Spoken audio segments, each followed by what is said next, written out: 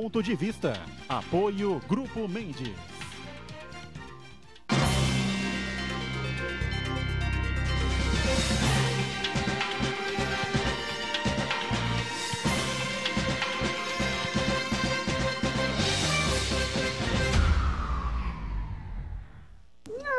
Vamos abrindo aqui o nosso Ponto de Vista, sempre pela Santa Cecília TV. Você acompanha conosco ao vivo, neste horário da 1h30 da tarde, personalidades da cidade, da região, e o debate sempre importante, aprofundado sobre temas, não é, que fazem a nossa pauta regional na cidade da Baixada Santista, e os assuntos importantes, né, que têm relação com a pauta nacional, cada vez fervendo mais, e a gente já meio que perdido nesse tiroteio de informações, delações, gravações, acusações e sabe-se lá mais o qual, né?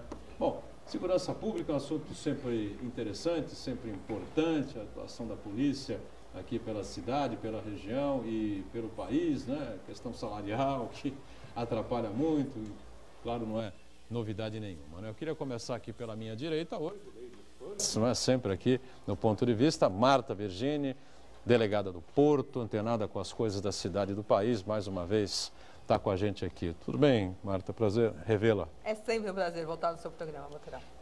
Obrigado, Marta, com a gente aqui. À minha esquerda, o delegado poeta, nosso Paulo Della Rosa, conosco em mais esta edição do Ponto de Vista. Tudo bem, Paulo? Boa tarde, Edgar. Boa tarde, telespectadores. Hoje é um dia especial para todos nós da Baixada Santista. Temos nessa bancada Esmeraldo Tarquínio, o nosso intrépido jornalista Marcos Santana, esse grande condutor que é o Boturão, e temos uma grife da Polícia Civil na Baixada Santista e no estado de São Paulo. Sim. Mais do que o sobrenome, Virgini, que vocês conhecem, Vergine para os nossos ancestrais, a doutora Marta é uma pessoa que tem o perfeito alcance da importância que a boa imagem do policial civil traz para a sociedade. É verdade. Ela inspira novos alunos na carreira de delegado de polícia, ela inspira a comunidade a participar do processo de segurança pública e, mais do que tudo, é mulher e, como eu digo sempre, as mulheres são seres humanos melhores. E o Esmeraldo Tarquínio Neto, com a gente mais esta oportunidade, não é delegado, mas é operador do direito também, advogado. Esmeraldo, mais uma vez com a gente. Tudo bem, né, Esmeraldo? Tudo bem, Edgar, é uma satisfação estar aqui com vocês, com os telespectadores. É a primeira vez que eu tenho oportunidade de ter contato com a doutora Marta, o Paulo Della Rosa, meu colega de turma, e com o Marcos Santana, meu amigo antigo aí, uma satisfação estar aqui com vocês. E o Santana lá na ponta, sempre atento às redes sociais, às nossas transmissões e à sua participação, você que está aí do outro lado, né, Santana? Tudo bem aí? Saúde boa, né? Tudo bem, Boturão. E ontem eu fiquei impressionado com a audiência do nosso programa, que ontem eu fui cortar cabelo, até quero aproveitar, mandar um salve para o Fabinho Naninho, do salão ali, onde eu corto o cabelo. Está com a gente aí? Acompanha a gente? Ontem eu me senti uma celebridade. No mesmo dia, as pessoas me cumprimentaram, né? O Fabinho, o Naninho, o Brasil e o Luiz, como o Brasil e o Luiz, uma boa noite. Boa noite para você também que está aí na reprise. Eu lembro sempre, né? A Marta chegou aqui, pegou, novidade, alguma coisa e tal, não sei o que, falou, não sabemos de nada e tal. Mas neste período, sempre repito, né? O programa termina às 2h30, até às 8 que começa a reprise, sabe-se lá o que pode acontecer, aquele horáriozinho básico, entre 18h30, 19 horas, enfim, sempre uma bombinha ou uma bomba, né? Acaba acontecendo no país. Deixa eu só registrar aqui, eu ia fazer esse registro ontem, acabei não conseguindo, né? Por causa da discussão que nós tivemos aqui, dos debates, né? Bom nível, não foi nenhum quebra-pau, não, né? Manuel Marcelino, advogado importante aqui da cidade, bastante conhecido, Maneco Marcelino, agora nomeado juiz do TRE, Tribunal Regional Eleitoral de São Paulo, toma posse no dia 14, na outra sexta-feira, depois vem o recesso, começa para valer a atuar lá no seu gabinete, no mês de agosto, né? Vai participar do programa aqui, já conversando, falar muito sobre esse cara importante, né? Legal, né, Esmeralda? Eu achei Santista ocupando a nomeação do Maneco excepcional, porque premia um excelente advogado, um advogado que, apesar da idade, é um advogado da antiga, é um advogado que advoga como se advogava na década de 60, de 70, isso não é demérito nenhum, muito pelo contrário, porque ele acumula conhecimento e acumula experiência. Então, realmente, o doutor Manuel Marcelino está de parabéns por essa nomeação. Espero que ele tenha sucesso e que traga equilíbrio ao Tribunal Regional Eleitoral. É verdade, né? E, então, Maneco, para todos nós, é Maneco, né? Uma grande figura, santista, roxo, de coração, doente, né? Um time que é acostumado com grandes conquistas internacionais, está provado ontem, né? Ganhar do Santos num torneio internacional não é mole, né? Aliás, Esmeraldo, o Kaique devia jogar toda semana contra o Atlético Paranaense, né? Porque ele vai muito bem. Seria ótimo. Todo time tivesse o uniforme do Atlético Paranaense, o Kaique resolvia a vida do Santos. E o outro registro aqui já é um registro de falecimento, né? A morte ontem ou anteontem, não sei bem, né? Da dona Nilze Justo, né? Ex-esposa, viúva de Oswaldo Justo, ex-prefeito de Santos, era a primeira-dama da cidade, no período em que o Esmeraldo foi vice-prefeito de Santos, né? Isso mesmo. E aí, olha que coincidência, não é no mesmo dia, mas hoje faz 11 anos que a minha mãe faleceu. Ah, é? É. Então, 2 ex-mulheres de prefeitos eleitos, um não tomou posse, que é o caso do meu pai. É eterno prefeito. Mas e a dona Nilze foi uma pessoa muito simpática, comigo, muito simpática, muito educada. Saudade da dona Nilze. Muito bem, fica aí o nosso registro, né? E os sentimentos à filha, uma filha única, Marinês. Né? Marinês, né? Porque o filho do Justo já havia falecido anteriormente, então fica o registro e os sentimentos a ela e a toda a família da dona Nilze Justo, que era viúva do ex-prefeito Oswaldo Justo, ex-prefeito, ex-vereador, ex-deputado também. Bom, ô Marta Vergini, os piratas que não são os do Caribe andam aí atuando aqui no nosso porto, né? Recentemente, no nosso cais, aqui nas nossas águas, infelizmente, né? Isso aconteceu bastante em outras oportunidades, depois sumiram, não sei onde é que eles foram atuar, e agora, pelo jeito, estão de volta aí. O episódio, acho que mais assustador, talvez, ou mais grave, não sei. Todos são graves, né? Evidentemente. O que ganhou mais a mídia aí, o pessoal que vinha da festa junina, lá da Ilha das Palmas, né? E foram pelo volume de assaltados, pessoas, enfim, né? A quantidade de vítimas. Sim, infelizmente. O problema de segurança pública, e é legal a gente ter essa oportunidade de conversar sempre, né, sobre esse assunto, que é a maior realidade nossa hoje, a maior preocupação, na verdade, das pessoas hoje é com relação à segurança pública, né? O medo de ser vítima de um roubo, de outros crimes. Então, vale a discussão, mas vale a atenção da polícia, e ela está atenta a esse caso em especial, né? Justamente as delegacias envolvidas para a apuração desse crime, Guarujá, Terceiro DP em Santos, enfim, cada um com a sua ocorrência, fazendo a investigação, mas vale a análise e a lembrança que o criminoso sempre inova, né? Infelizmente, ele vai tentar buscar obter o seu lucro, a sua vantagem de forma indevida, onde ele vê mais facilidade, ou seja, facilidade na legislação, ou seja, facilidade na própria perpetração do crime. Então, a gente sempre tem que estar atento, a polícia sempre tem que estar atenta a esse novo modo de agir do criminoso e sempre tentar coibir. Porque o crime, infelizmente, é uma realidade social, não só do Brasil, do mundo todo. E aqui a gente ainda tem o aspecto social que atrapalha aí muito, em alguns momentos até incentiva a vida delitiva do cidadão, do jovem. Então, a análise de segurança pública, ela não pode nunca morrer e parar no agente policial, né? Na atividade policial. Ela é muito mais do que isso. É todo um contexto, né, que envolve isso, né? Sim, sim. Então, claro, a atenção das polícias, né? A preocupação, todo mundo tem consciência de que realmente é muito grave esse tipo de crime. Então, né, um número elevado de pessoas, né? E a embarcação, por diversos momentos, faz isso. Então, o medo de que isso volte a acontecer. Isso é claro, essa atenção tem, e a busca de informação e a participação da sociedade com a informação ajuda a colaborar no esclarecimento e futura prisão dos autores. Eu queria saber como é que eles fazem aí, né, alugam uma lancha, roubam uma lancha e vão atrás de quem está ali meio desatento ali A gente não tem ainda canal, o esclarecimento enfim, desse não, crime, né? Não dá para definir. Não tem. Em época de investigação, nesse período de investigação, é muito prematuro e, além de atrapalhar as investigações, é prematuro fazer um julgamento de valor. Mas, normalmente, eles podem usar de uma embarcação objeto também de roubo, né, de furto Na verdade, não há um investimento, vão comprar uma lancha porque é caro, tal. Então, existe essa ilação mental. Apesar que essa palavra é complicada, falar em ilação, né? Mas é verdade. Ilação está muito em moda. Está em moda essa palavra. O presidente da República usou umas 85 vezes naquele discurso dele. Mas no caso então, há uma linha de trabalho. E como não sou eu que estou investigando, então não me sinto confortável em dizer qual é a linha de trabalho do colega. Mas, claro, tudo tem que ser verificado. Se a propriedade, se foi oriundo de uma subtração anterior, então tudo isso deve ser analisado. Nesse caso concreto, eu não tenho conhecimento se já foi identificado ou não, mas acredito que a equipe está nessa intenção. Você nunca participou de uma dessas não, né, Paulo de la Rosa? Sim, participou? O uso de embarcação para atividade criminosa numa região de litoral banhada por uma série de braços de mar e mangues é bem comum. Talvez você se lembre, lá no passado eu fui delegado em Vicente de Carvalho e usavam muito as embarcações para assaltar até carros fortes. Ali na passagem de Vicente de Carvalho, que tinha acesso a Cubatão, Guarujá, Piaçaguera, eles deixavam os botes parados naquela ponte, faziam os assaltos e saíam por ali. Naturalmente, na nossa região, devido a essa malha que envolve não só o oceano, propriamente dito, mas todo o braço de mar e todos esses rios que circundam a nossa região, essa é uma atividade que ganha interesse por parte da criminalidade. Mas é claro que, desde sempre, a polícia esteve muito atenta a isso. Mas eu insisto na esteira do que disse a doutora Marta, que a questão policial, ela vai muito, mas muito além da atividade específica das polícias militar e civil.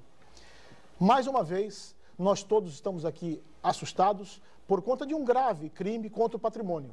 Porque a verdade é essa. O que houve com relação àquele evento na volta da Ilha das Palmas foi um crime contra o patrimônio. E eu insisto nisso, e o Esmeraldo já está cansado de me ouvir falar nisso, mas a pergunta é sempre a mesma, doutora Marta.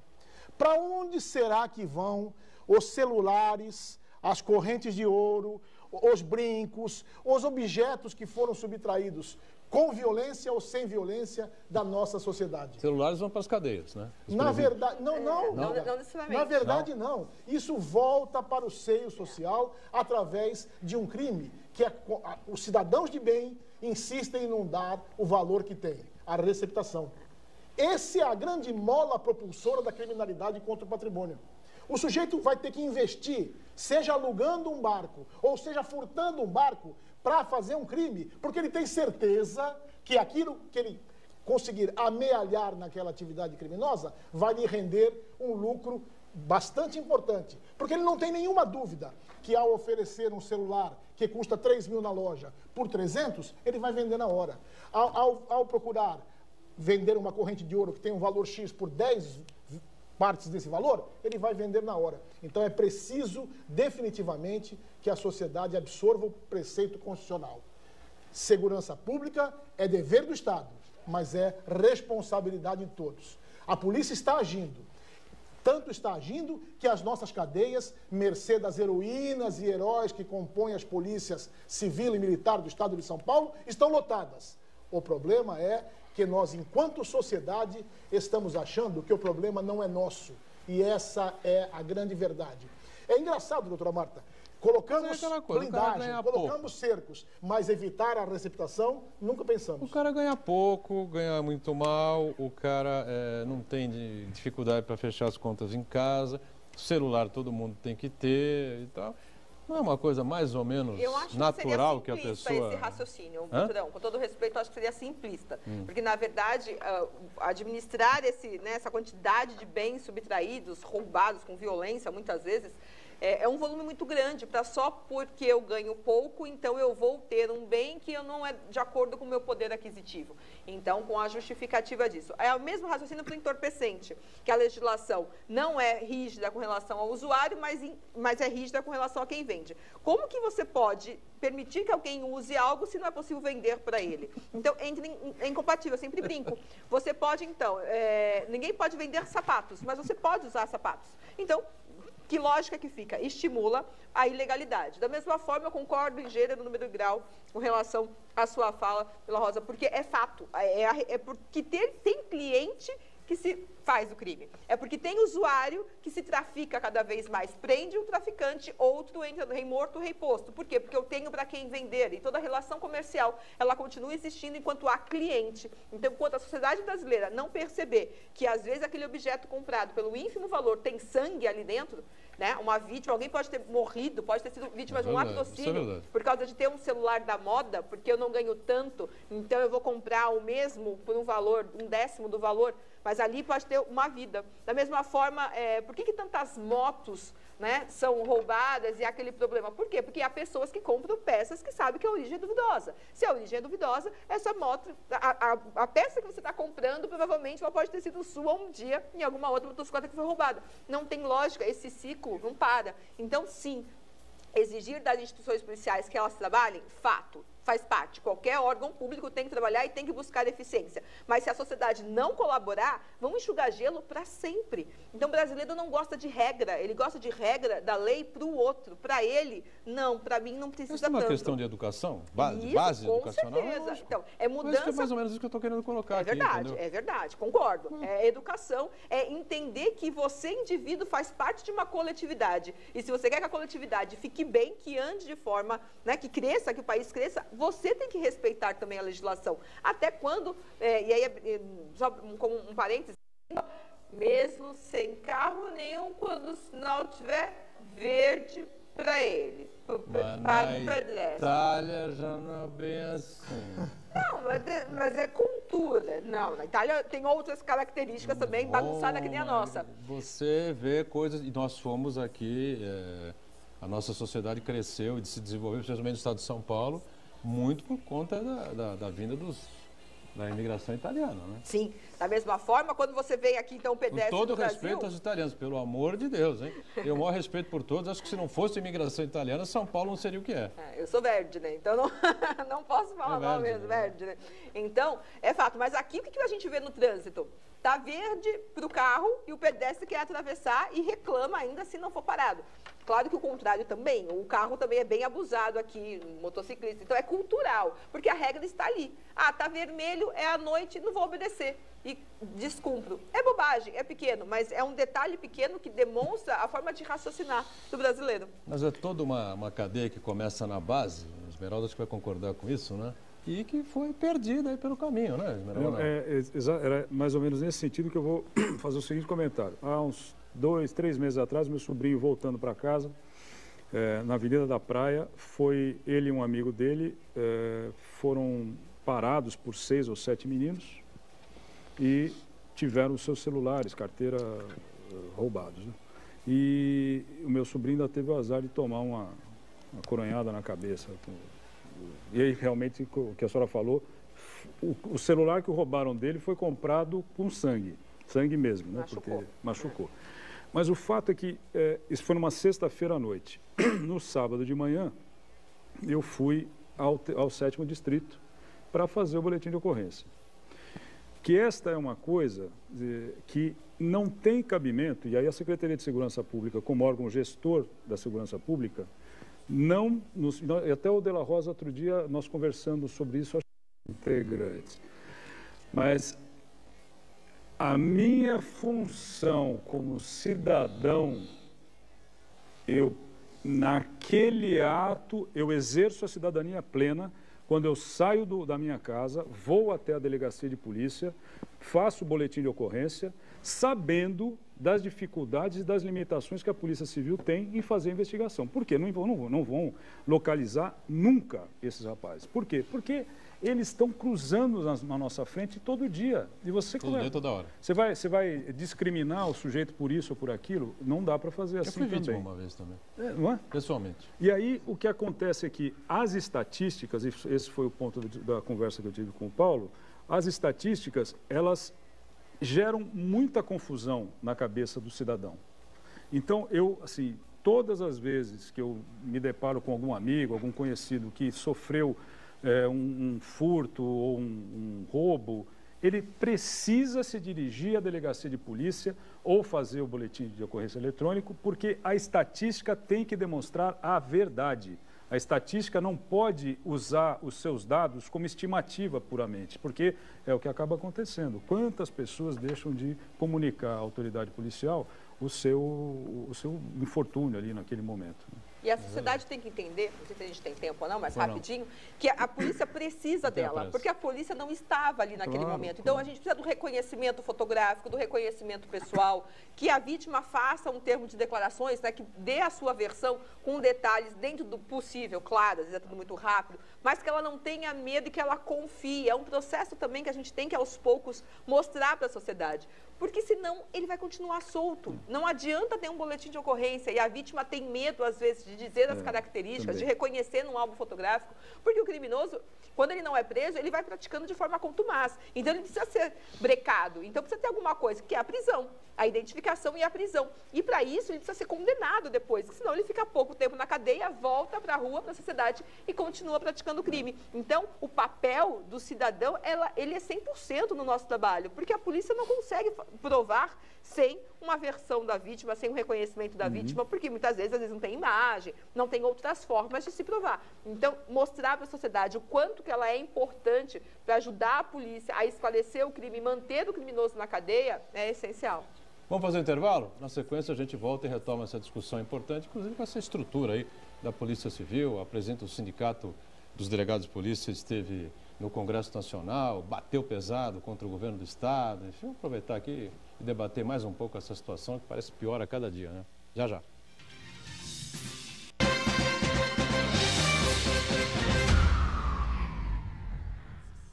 Existe um lugar em Santos onde você encontra os empreendimentos mais fascinantes da região. Um lugar amplo, aconchegante, feito para oferecer o melhor atendimento para você. Um lugar que reúne as melhores opções residenciais e comerciais nos bairros mais nobres de Santos. Um lugar que a gente nem precisava dizer, porque você já sabe. Central de Vendas Grupo Mendes, Rua Guaiaó 55, Aparecida. Venha fechar um bom negócio para abrir as portas do seu novo lugar. Mais uma vez, a Universidade Santa Cecília teve seus cursos avaliados com a nota máxima do MEC. Arquitetura e Urbanismo, Ciências Contábeis, Direito, Engenharia de Computação, Engenharia de Produção e Pedagogia EAD receberam o conceito máximo 5. Além desses, outros rankings de qualidade, como o Guia do Estudante, também colocam os demais cursos da Unisanta entre os melhores do país. Parabéns, diretores, coordenadores, professores, alunos e funcionários da Universidade Santa Cecília. É credenciada pelo MEC com o conceito institucional 4 numa escala de 1 a 5. Unisanta, excelência no ensino há 56 anos. Você sabia que a Santa Cecília TV foi a primeira emissora da região a transmitir em sinal HD? Para assistir a maior programação regional da sua TV em alta definição, não precisa pagar nada. É só sintonizar sua antena para receber o sinal digital da Santa Cecília em 52.1 HD. Verifique se o seu condomínio já tem uma antena digital coletiva. Se tiver dúvidas, converse com um antenista de confiança. Ou entre em contato com o nosso departamento técnico. 3202-7179. É importante saber que o sinal analógico de todas as emissoras da região vai sair do ar em novembro deste ano. Se preferir, é só instalar um conversor e uma antena portátil digital na sua casa e pronto. Vários canais de TV aberta em alta definição. Santa Cecília TV em HD. Melhor qualidade, sem pagar nada para assistir.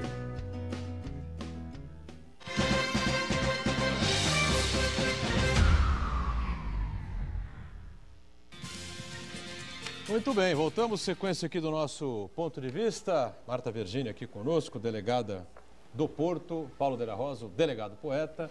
Lá está na ponta o nosso Esmeraldo Tarquínio Neto, advogado, e o Santana, sempre atento aí à sua participação e às questões que a gente coloca em debate aqui, como, por exemplo, eu falei no final do bloco anterior, a Raquel Galinatti, não é?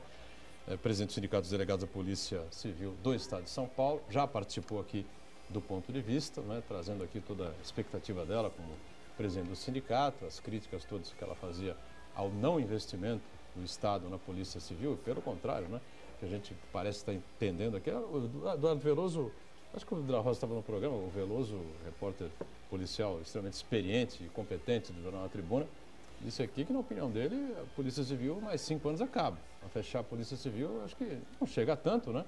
Mas, não sei, as coisas andam realmente muito mal. Ela esteve no Congresso recentemente, não sei se foi na semana passada ou na última, né, Marta?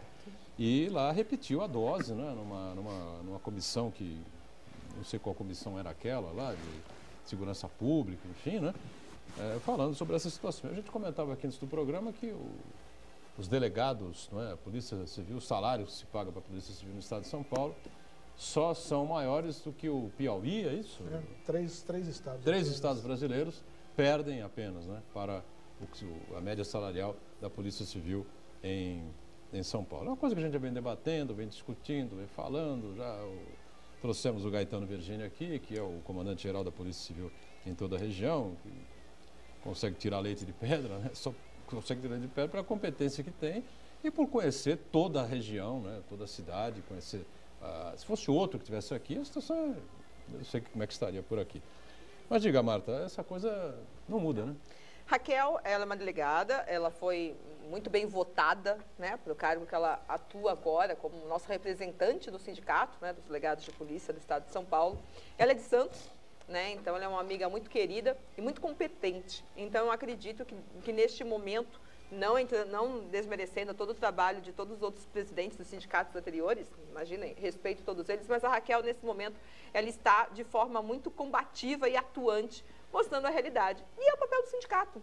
Eu acho válido, é por isso que nós, né, as carreiras têm o seu sindicato, que o represente, justamente para buscar, junto a quem de direito, ao nosso governador, ao secretário de Segurança Pública, todas as necessidades e demandas que o órgão precisa, que as carreiras precisam. E é fato, há sim esse déficit, há sim essa dificuldade, né, dificuldade material, dificuldade de salário, não tem o que dizer.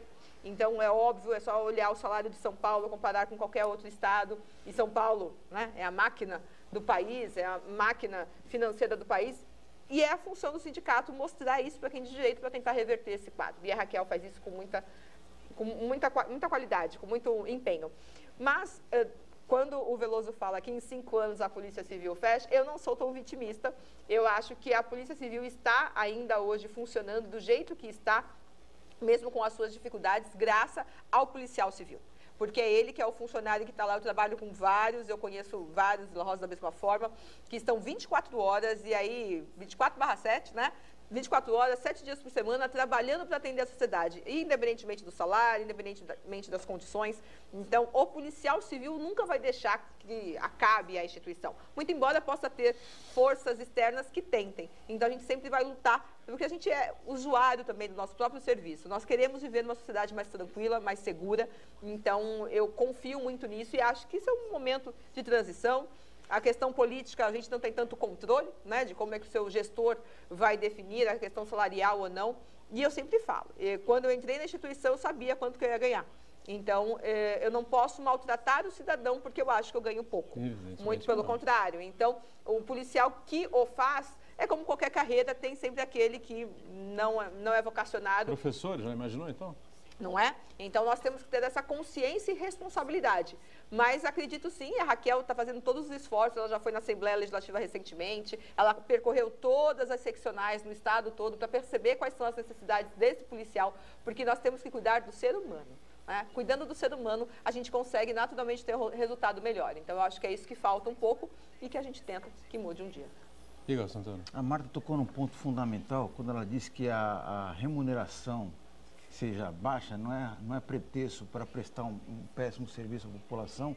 E pior que isso, a pessoa que recebeu a responsabilidade, a confiança de zelar pela população, na verdade, atua como bandido, passa pelo outro lado. E dois fatos foram estarrecedores para mim essa semana, que ontem foram presos policiais, inclusive policiais civis, por ajudarem a cobertar casas de bingo. Aí você fala assim, contravenção e tal, mas o combate ao tráfico de drogas, policiais, eles furtaram 1.500 quilos de cocaína pura, pasta base de cocaína, que estavam armazenados no depósito do DENAC e venderam para traficantes. Pra você ter uma ideia de 1.500 quilos de pasta base, seria o equivalente a essa bancada aqui.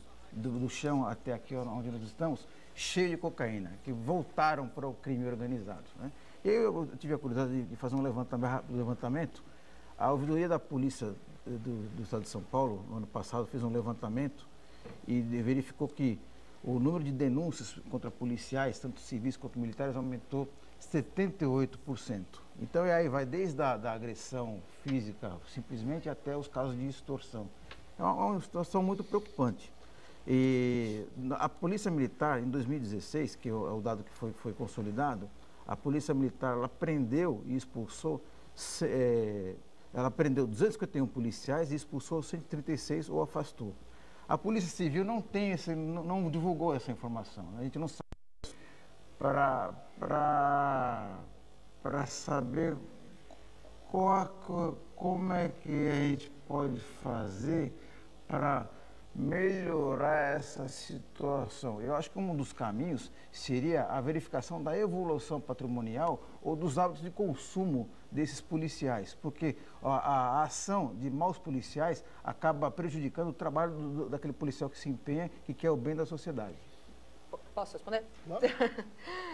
já abro a palavra. Ladies first. Com relação a... Obrigado.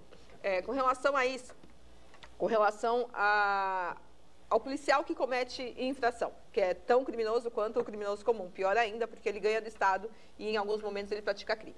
Ótimo. Quando a gente fala em ter um reconhecimento salarial, justamente é com a intenção de você... Vivemos uma sociedade capitalista. Então, nós queremos que o policial, o funcionário que trabalhe, ganhe bem para ter uma satisfação com a sua família. Nós gostaríamos que todos ganhassem bem. Claro. Claro que cada um no seu patamar, né? Claro. Então, quando você não valoriza o policial na forma do salário, ele acaba sendo atrativo para outras pessoas que falam, ok, eu quero só o distintivo e a arma e o resto eu me viro. Por quê? E a gente perde muito. Então, eu posso dizer pela carreira de delegado que é a minha. Nós perdemos muitos delegados que se exoneram por vontade própria, porque eles vão para outras carreiras jurídicas para ganhar 3 vezes mais no salário, com a mesma quantidade de trabalho ou até menos, porque nós temos plantão de 24 horas e outras carreiras jurídicas não, é horário de expediente. Então, nós perdemos muitos delegados que saem, por quê? Porque vão em busca de um salário melhor de forma lícita. Então, quando você tem... que o concurso é difícil. Quando você tem, então, um rigor na escolha, né, no processo de seleção de concurso público para uma carreira bem remunerada, você atrai pessoas com a boa intenção. Então, o risco de desvalorizar salarialmente uma carreira, uma instituição, é porque você abre a porta para pessoas com outras intenções, por exemplo, essa de conseguir de forma irregular o seu salário extra, entre na instituição. Então, é um risco que a gente corre quando o governo achata muito a questão salarial. Com relação ao salário extra no começo, né? Porque conforme a coisa vai evoluindo, pode ser até o contrário, né? Vira um profissional do outro lado e o extra passa a ser o oficial. Agora entendi. Fato. É? Verdade. O salário por dentro é o bico. Né? Aí o que a gente tem que entender, qual é o incentivo nos órgãos com relação à evolução na carreira. Então, eu tenho... sei lá, eu tenho 1/3 do tempo de carreira do Gaetano, que inclusive mandou um WhatsApp agradecendo o seu elogio. Um abraço ao Gaetano Virgínia. Aqui. E nós não temos... precisa nem elogiar o Gaetano Virgínia, a carreira dele, não é? Passou por todos os patamares. Eu sou suspeita, mas concordo. Aliás, aproveitar que ele está acompanhando. Ele já está convidado, o Gaetano Virgínia. A Marta vai passar para você dia, horário. O local é aqui, né? Você sabe. Sabe chegar. Então, e nós Marta, temos pouca diferença de salário. Mas eu quero aproveitar a oportunidade e mandar um abraço para o Gaetano, que eu conheço, gosto muito, e Gaetano, um abraço para você. Um cara legal, então, um abraço profissional também. Correto. À noite a gente se vê em casa. Profissional correto, fez uma carreira séria, é verdade. Na polícia, está no devido lugar. Né? Então deixa ele aí. E sofreu pressão em vários momentos da sua vida, da sua carreira policial. Como todos, claro. Alguns não suportam, outros que são mais fortalecidos seguem em frente. Né? Vamos lá, Marta. Voltando à resposta. Então, e explicando com relação à situação do DENARC. Então, se analisar com calma aquela reportagem, muita coisa requentada, como a gente diz na polícia, né? Buscaram o passado para denegrir de uma forma muito pesada um órgão que é difícil trabalhar, tá? A investigação de crime de entorpecente não é uma investigação fácil, não é uma investigação tranquila, e é aí que a gente pega, onde uma minoria faz errado, toda uma instituição paga o preço. Então, lá no DENARC, nós temos centenas de policiais que trabalham de forma séria, honesta, e que hoje têm vergonha de dizer que trabalham lá, porque depois dessa reportagem do domingo, parece que todo mundo lá dentro é traficante. Esse então, é o grande problema. Então, é complicado. Né? Então, é isso que a gente também tem que claro, colocar os pingos nos is. Então, fez errado, tem a corregedoria para apurar e expulsar. E não trabalha mais na instituição e responde administrativamente, criminalmente. O que eu morro de medo e realmente, infelizmente, fica a verdade, é porque o comportamento de poucos, que grave, Marta, generaliza o departamento todo. Desculpa interromper, mas a situação é tão grave que no ano passado, no começo de 2016, o escrivão-chefe da Corregedoria da Polícia Civil foi preso por facilitar a fuga de policiais corruptos. Então, quer dizer, que ano? 2016. Faz um ano e meio, aproximadamente. Que eram policiais que, na verdade, era uma quadrilha dentro da Polícia Civil. Ele foi preso, ele está preso ainda? Teve a condenação? Ele foi preso porque ele facilitou. Mas então, eu não sei, de verdade, vou ser muito sincera, eu não sei o final. É que quando a gente tem, e aí no Brasil a gente tem a cultura da prisão cautelar como já, né, como sentença de culpa, não necessariamente. Quando a gente vai falar de Lava Jato, só para dar de exemplo, eu sei que não é o assunto, mas tem várias pessoas que estão sendo absolvidas. Mas saiu a prisão no início porque falta prova. Então, uma coisa é a prisão cautelar, outra coisa é a condenação efetiva dessa pessoa. A condenação, sim, se ele foi condenado, é uma vergonha. Tem que sair da instituição. Não, a instituição não merece profissional nesse caso assim. Específico, mas a prisão cautelar a gente não pode condenar. O caso ganhou notoriedade porque toda a ação foi flagrada por câmeras de vídeo, né? Então, quer dizer, uma coisa tem chance, entristece muito, tem, né? Claro. Não só a população, acho que em modo específico os policiais. É a historinha do porco. Fique tranquilo que a gente quer morrer a história do porco. Com essa história. Orelha do porco, focinho do porco, o corpo do porco, as patas do porco, o rabinho do porco, aroma do o cheiro do porco. Mas isso aí não teve jeito de falar que não era porco, né? Não, fato. Porque em Brasília, de maneira geral, eles dizem que não é porco. Você prova que é quem porco? Defenda, Porra, tá aí na tua frente o porco. Não, mas não é porco. Como não? Não é porco. É uma ilação. Não é? É uma ilação ao porco. Né, Paulo de la Rosa? Eu acho que a abordagem nessa delicada questão, ela tem que transcender a figura desse ou daquele policial e analisarmos a questão institucional. A Polícia Civil e a Polícia Militar do Estado de São Paulo são patrimônios da população. A Polícia Civil não é minha, não é da doutora Marta, não é, quiçá, do melhor policial que eu já conheci trabalhando, o doutor Gaetano. A Polícia Civil de São Paulo é da população bandeirante. Esse é um fato que a gente tem que ter muito cuidado para analisar. Temos uma segunda reflexão: o papel da imprensa. Dizem que as democracias são tão melhores quanto mais livres e contundentes forem os seus mecanismos informativos. Porque eu sou da teoria que a imprensa não forma, ela informa. Então, é salutar que toda essa divulgação aconteça quando um policial erra. Fica essa questão. Ninguém aqui está dizendo que vamos passar a mão na cabeça do policial infrator. Talvez as corregedorias da Polícia Civil e da Polícia Militar sejam os órgãos administrativos de fiscalização mais efetivos de qualquer membro da administração pública. Não há, em outro setor da administração pública, tanta virulência, tanta profundidade e tanta eficiência no combate, na punição e no afastamento de funcionários que erram. A punição nossa não é aposentadoria com salário integral, né? Agora, o que acontece? Acontece que a mídia, sempre atenta, faz o seu papel, sem a preocupação que não está atingindo o policial X, a policial Y. Está jogando por terra o bom nome das instituições que têm um dever constitucional, um sacrossanto dever da manutenção da paz e da ordem.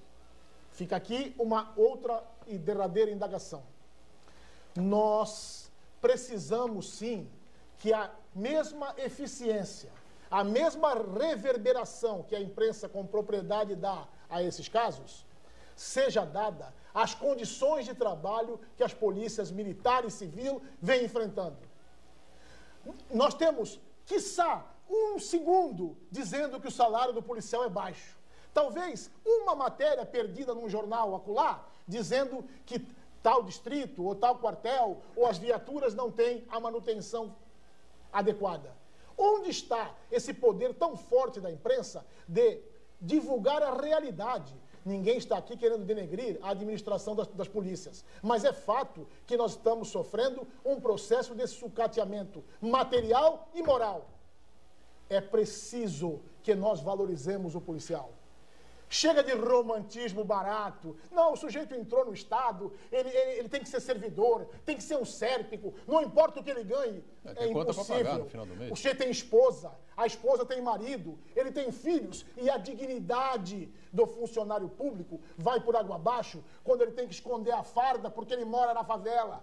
A dignidade do policial civil vai abaixo quando as contas, as cartas que chegam à sua casa não são de carinho, são simplesmente SPC, Serasa, porque está todo mundo absolutamente quebrado.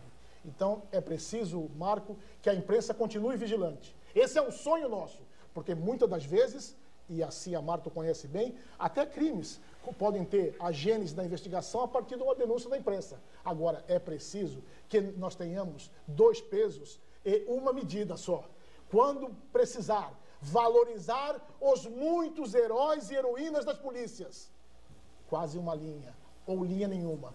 Quando precisamos fazer um levantamento da seriedade com que a atividade policial está sendo tolhida por conta de dificuldades que estão além das posses do policial, porque ele não pode, ele não tem condição de resolver tudo se a população, e fazendo uma derradeira relação com a fala do anterior, não acredita na polícia. Nós não podemos perder o crédito da população. E quando matérias dessa aparecem no Fantástico por tanto tempo, vai-se por água abaixo, doutora Marta. Trabalhos herculanos que a senhora, doutor Gaetano e outros delegados aqui fazem, resgatando a parceria fundamental entre o povo e a polícia. Eu acho que as matérias têm que ser veiculadas, sim, mas que faltam o lado da infraestrutura, do investimento, que não acontecem.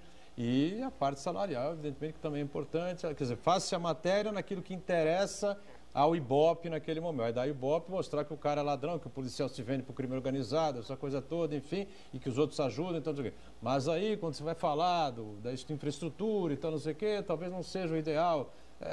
Ao se produzir a matéria, deixa-se de lado a causa, talvez, né? Mais importante, uma das causas, claro, né? A outra, claro, vai da índole também de cada um. É complexo, né? E assim, o que mais chama atenção é a intenção da notícia, da reportagem. Quando você quer dizer um fato, então tem um fato concreto, uma equipe, enfim, 1.500 quilos, ok. Mas pegar a notícia de 2006, de 2007 e juntar um monte de notícia isolada, de situações isoladas, e parecer que todo o departamento não é confiável, isso sim é querer denegrir um departamento. É dizer, olha, não tem jeito. E o cidadão precisa confiar nos órgãos de segurança, porque na hora que tem um problema, é esse órgão que está 24 horas à disposição dele. Só que a nossa cultura não é de atender, de obedecer aí não regras. São casos que se repetem, não é? De determinado departamento? E aí são noticiados, enfim, aí aquela matéria busca lá o histórico. Não sei, na polícia não há uma escolha de buscar os piores e colocar em um departamento. Não, digo, na hora da reportagem, você vai naquele departamento, mas já houve caso, aí você vai fuçando, vai fazendo o histórico, enfim, e acaba chegando a essa situação. Né? Você é jornalista, você sabe como é que a gente pode fazer uma reportagem, tendenciosa ou não. Claro. Né? O dever de informar, claro. Eu gosto bastante da comunicação social, estudo. A minha dissertação do mestrado foi a influência da mídia na atividade de segurança pública. Então, estudo esse assunto e defendo que tem que ter, sim. Tem que divulgar, tem que falar, é nosso direito e responsabilidade. Mas é a forma que é falada. Então, o policial, ele está, sim, com o seu moral baixo, ele está, sim, desmotivado. E quanto mais ele apanha, ou quanto mais a sua imagem é distorcida na sociedade, fica mais difícil com que você faça com que ele trabalhe com efetividade, com vontade. Então, é uma briga que eu acho que a imprensa podia ajudar informando, não batendo e desmoralizando. Doutorão, com relação ao combate à corrupção, acho que o Brasil tem pecado muito num aspecto que eu acho fundamental, não só na polícia, na política, diversos outros órgãos, que é o tal do siga o dinheiro. O Brasil, as instituições brasileiras, elas não acompanham nem a evolução patrimonial, nem o hábito de consumo de entes públicos. Então, por exemplo, às vezes tem um sujeito que ganha R$3.000 no cargo público. Comprou uma cobertura. cobertura, é um carro importado, uma vez por semana a gente está em Miami. Então, quer dizer, enquanto não houver esse cruzamento de informações e seguir o dinheiro, de ver realmente, não só o patrimônio pessoal, que está no nome da pessoa, mas da mulher, do filho, do cachorro, assim por diante, para poder realmente saber qual que é o nível de patrimônio dele e o nível de consumo dele. Né? Um intervalo e a gente volta na sequência aqui. Um lugar amplo, aconchegante, feito para oferecer o melhor atendimento para você. Um lugar que reúne as melhores opções residenciais e comerciais nos bairros mais nobres de Santos. Um lugar que a gente nem precisava dizer, porque você já sabe. Central de Vendas Grupo Mendes, Rua Guaiaó 55, Aparecida. Venha fechar um bom negócio para abrir as portas do seu novo lugar. Com dedicação e carinho, transforma com as próprias mãos receitas simples e os melhores ingredientes em deliciosos pães, bolos, biscoitos, tortas. Parabéns, Panificador, o profissional responsável pelo alimento que é o símbolo da vida. 8 de julho, Dia do Panificador. Homenagem Nita Alimentos. Leve momentos deliciosos para a sua casa. O momento do cumprimento, aquele que você vai cumprimentar uma pessoa, é o primeiro contato físico que você tem com ela. Daí que isso é muito mais importante do que parece. Tem aquele aperto de mão firme, bacana, olhando nos olhos. Esse é o legal, né?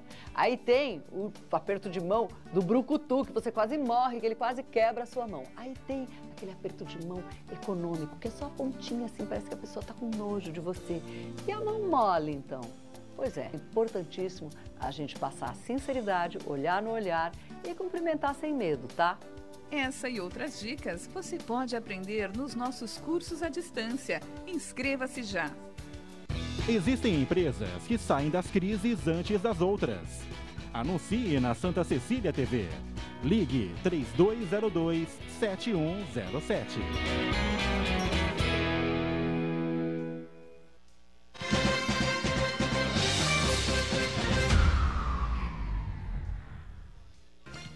Muito bem, o último bloco desta edição do Ponto de Vista, né? O terceiro bloco, aqui o Jornal da Orla, edição desta quinta-feira, formato tabloide, está aqui na capa, vamos ver se a gente corta aqui, 1, 2 e já. Ambulatório para animais, começou a funcionar aqui na cidade de Santos, né, o Marcos Santana, um projeto que foi a verba conseguida aí pelo deputado Caio, é isso? Caio França? Estará amanhã com a gente aqui, inclusive, participando conosco, né? Isso, é um ambulatório especializado para atender a população de gatos e cães. E o que me chamou muita atenção que metade da população de cães e gatos de Santos fica na Zona Noroeste. Então, proporcionalmente, na Zona Noroeste, tem muito mais cães e gatos que o resto da cidade, né? Ah, sim, sem dúvida nenhuma, né? Proporcionalmente. E a gente amenizar um pouco aqui a discussão, né? Merecem, não claro, é? Que somos apaixonados por eles. Você tem cachorro, não? Tenho, eu tenho a Nina. Eu tenho a Leleca. Você tem cachorro? Não? Ah, você tem. Não, ele é que me tem. Ele que tem. Igor, é verdade. Igor Boris. É verdade. Igor Boris. Sensacional, né, o Esmeralda? Eu adoro cachorro, hoje não tenho mais cachorro, mas os que eu tive, eu me lembro mais deles do que de pessoas que já se foram. Então passar, não, é marca mesmo, é interessante. Santana também não tem, né? Não, mas a minha namorada tem, o Maisena. Maisena. Faz alegria dela. Maisena é ótimo. O Música, Café, Passeios e muito mais, né? Vão ter aí eventos musicais aí pela cidade, enfim. Então o Jornal da Hora está circulando aí até amanhã e depois no sábado o formato standard, né? Que a gente está acostumado normalmente. Firme e forte aí no final de semana. Sabe que eu ando espantado? Eu li hoje em A Tribuna uma outra... Falei sobre isso aqui na segunda-feira e li agora, hoje, outra vez na Jornal da Tribuna. A polícia fechou a segunda casa de prostituição na cidade esta semana. A primeira foi na semana passada, se não estou enganado, não, Santana, no Canal 6, né? Canal 6. Matéria do jornal Diário do Litoral e acabou tocando fogo nessa história. E me parece que agora descobriram que existem casas de prostituição em Santos. Até a matéria do jornal, ninguém sabia que isso acontecia aqui na cidade. Ó, existe em São Paulo, no Rio, em Lisboa, Brasília. em Madrid, Brasília tem um monte. Enquanto tiver usuário, vai ter o fornecedor. Um monte, em Londres, em Paris, em Roma, em Moscou, em Nova York, em Washington, enfim, no mundo inteiro existem casas de prostituição. Esmeralda, de repente, a polícia descobriu isso em Santos. Estou espantado. Ou os jornalistas descobriram, os repórteres. E agora estão perseguindo as meninas. Isso é espantoso, porque o problema é que a sociedade precisa encontrar, fazer uma concertação, que é um termo espanhol que foi aportuguesado aí, porque essa é uma atividade que, como a doutora Marta disse, enquanto tiver usuário, vai ter a oferta do serviço. E não faço aqui nenhum juízo de valor em relação a essa atividade humana. Mas o que me parece é que, mais uma vez, as autoridades de fiscalização se aproveitam de uma determinada situação para gerar uma dificuldade, para criar uma dificuldade que pode eventualmente gerar outras facilidades. Então o sujeito deixa de fiscalizar, é como bingo, E aí nós falamos aí, citamos bingo ali agora há pouco, o problema é que esta atividade da prostituição, do lenocínio, que quer que seja, ou do bingo, isso nunca vem sozinho. Isso faz parte de uma cadeia que, na minha concepção de cidadão comum, vai em algum momento se encontrar com tráfico de arma, com tráfico de droga, porque essas pessoas vivem disso. Elas vivem disso e para isso. E eu acho que a sociedade precisa se proteger. Agora, ela precisa se proteger com equilíbrio, com equidistância de questões mera ou puramente morais, porque senão a gente acaba criando fatos que são desequilibrados. Eu procurei no corpo, já disse aqui na segunda-feira, o Elia Jacó, inclusive, estava aqui no programa, até lembrou dos tempos em que ele ia fiscalizar os motéis, né, que ele diz aqui, né, como promotor público, enfim, né, ainda bem que esses tempos acabaram, né, para muita gente, né. Eu que estou fora desse mercado já há 30 anos, tranquilo, posso falar sossegado, mas tem muita gente que eu conheço que está aí nativa ainda, mas está agora mais sossegado porque a prostituição não é crime mais, né? E o que é crime é o aproveitamento, o fazer lucro com a prostituição alheia, né? Como é que chama aqui? Rufianismo, isso, né?